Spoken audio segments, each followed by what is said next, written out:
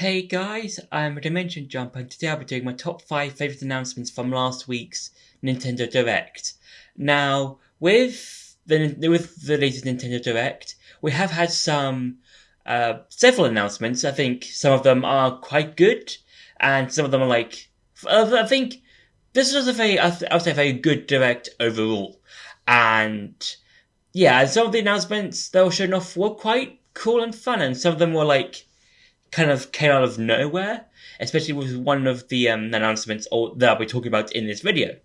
And yeah, that's basically what this video is going to be about. I was planning on making a video after we had seen the Direct, but that video I didn't feel like was flowing together well when it came to the editing and stuff. And yeah, I wasn't really happy with that video as a whole.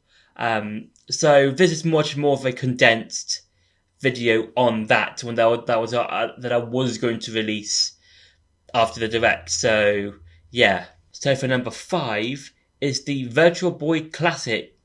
Now, this is one of the many old school Nintendo console libraries that we're going to be getting, or that we have. This one is going to be coming out as I think sometime in the future. I think it's November, December, or if not, it's probably going to be releasing in January time. I don't 100% remember when it's going to be released. I'll probably put the release date somewhere on screen. And yeah, this is one of those, as I said before, an online library that you can play games on, like with the NES, the SNES, the Game Boy Advance, that sort of thing. And I don't think a lot of people were expecting this, and I definitely, as well, wasn't expecting this to be released or to be announced, because the Virtual Boy is pretty much the forgotten Nintendo console because it didn't sell very well, and it's pretty much an early attempt of virtual reality console thing. But as I said before, it didn't sell very well, and it's pretty much forgotten as, or pretty much well known as, Nintendo's forgotten console. And seeing it being brought over to be part of of the whole Nintendo console online library thing is pretty funny and pretty much out of nowhere and pretty weird, because it's okay, they could make a console library out of this, and they have. And they've also made an entire console thing out of the whole Switch and stuff. So again, Nintendo might be trying to resell this console again, but for a more modern audience, maybe? I'm not 100% sure, but this was such a mad power move, I would say, from Nintendo, just bringing over an old library console thing to be part of the Switch online library. So yeah, that was very, very strange and very, very funny, I would say. So yeah. For number 4 is a new trailer for Pokemon Legends ZA. Now, we did get some new information about what we're going to see for Legends ZA. That being a DLC and some new Mega Evolutions. And with the DLC, it's called Mega Dimensions. And I'm guessing we're going to probably be seeing some Pokemon that could or can Mega Evolve and being brought over to the Kalos region somehow. We don't know too much about the DLC because the Legends EA, the main game, still needs to be released.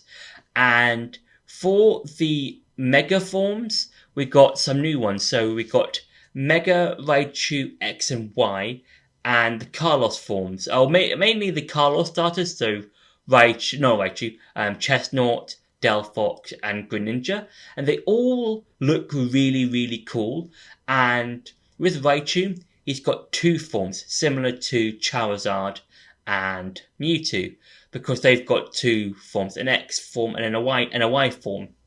And I'm guessing that they're like with Raichu, Charizard and Mewtwo, both X and Y forms are going to be different. Well, they obviously are different, but in terms of when it comes to their typings, because with with with with Raichu's Y form, I'm guessing he's gonna just be mainly keep the electric type, and then with Raichu X, he's gonna have an additional type similar to X Charizard and X Mewtwo, because they both have additional type. So with Charizard, he has the Dragon type for his X form that replaces his flying type, and then with Mewtwo's X form, he gains the fighting type. So that's something quite cool to see. And with the Carlos ones, they all look cool.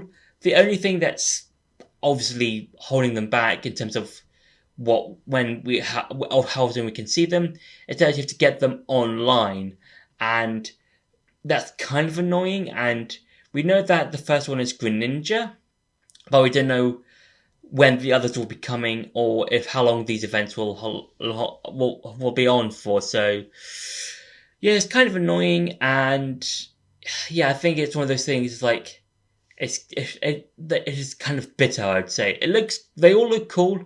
It's just one of those things that's an order how to get them. So yeah, for number 3 is the new Fire Emblems game, which I believe is called Fire Emblems Future Weaves, or Futures Weave, I believe. That's the name for the new Fire Emblems game. And it looks really cool. I think it's one of those things, it's like, obviously with every Fire Emblem game, it changes. All the plot changes. Like, for example, with Three Houses, you can assign yourself to one of the 3 different houses that you can teach, and they all have their own different storylines. You've got the time jump that once it happens, they can all kind of like converge depending on which route you take.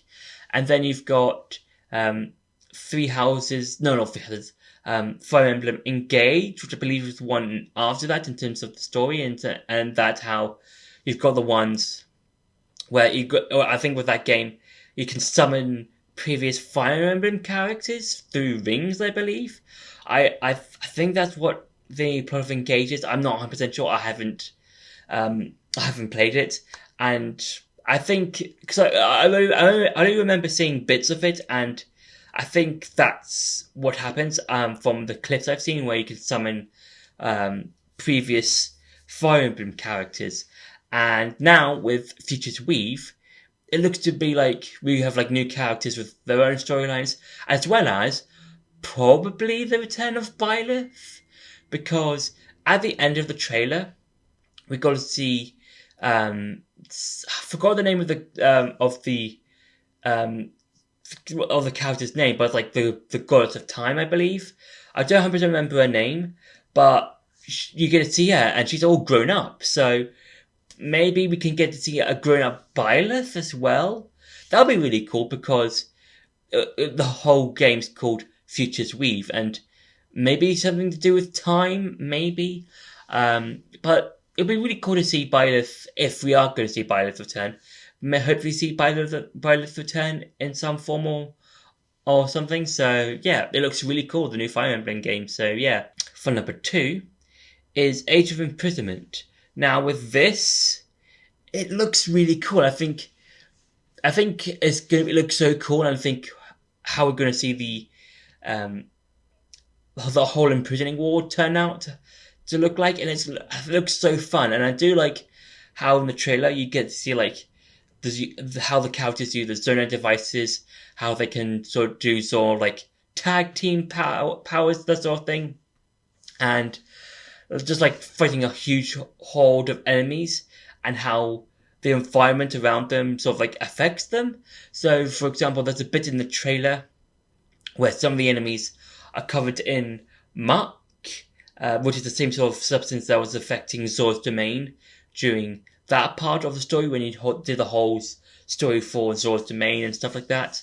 And yeah, so it'll be really cool to like think in a sort of like Tears of the Kingdom format, but play in the Hyrule Warriors style. So that's really cool. And we've got to see some new characters. For instance, we've got to see a new Korok, which is really cool. And he's got like some sort of like maracas or something, similar to how Hestu fights. And we also got, I think, what a lot of people are talking about, the construct character. And a lot of people might say it might be Link or something, but we don't 100% know who this character is yet. We'll have to wait until the game is released in November time. And it looks really fun. I think this looks really cool, and I can't wait to play it. And it looks just really cool. So yeah. And for number one is the Super Mario 40th anniversary announcements.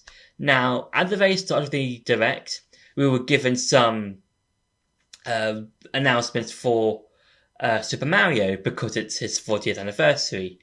And yeah, I think what we got was really fun. And I think this got me really hyped because we got Yoshi and the Mysterious Book, which is a continuation of the Yoshi solo spin-off series.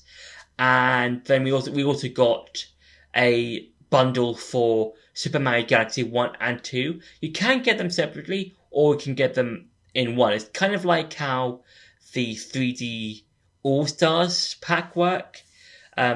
Sort of similar in the sense of that you can play Mario 64, Mario Sunshine, and Mario Galaxy 1 all in one pack, but you couldn't buy them separately. But that's where the Galaxy 1 and 2 pack kind of works, where you can either buy them at full price for both games, or you can buy them separately for a lower price separately. So yeah, and it looks really cool, and I do enjoy the Galaxy games. I do prefer 1 over 2, in my personal opinion. I know that there's people who prefer the second game over the first one, but I do prefer Galaxy 1 over Galaxy 2. And I am going to have fun replaying Galaxy 2 on the Switch because it's really fun, and I think it's one of those games that can work really well on both the Wii and the Switch. And finally, for the final thing, is that we're getting a Mario Galaxy movie. And we don't know too much about what's happening in the film. We do know that a lot of the returning cast a lot of the cast from the first film are coming back for this film. And yeah, and obviously because it's a Mario Galaxy movie, there's probably going to be a huge chance that we're going to get Rosalina in the movie. Maybe Lubba as well from Galaxy 2, because we've got the whole Galaxy 1 and 2 collection pack coming out soon. And I'm guessing Lubba might also make an appearance somewhat.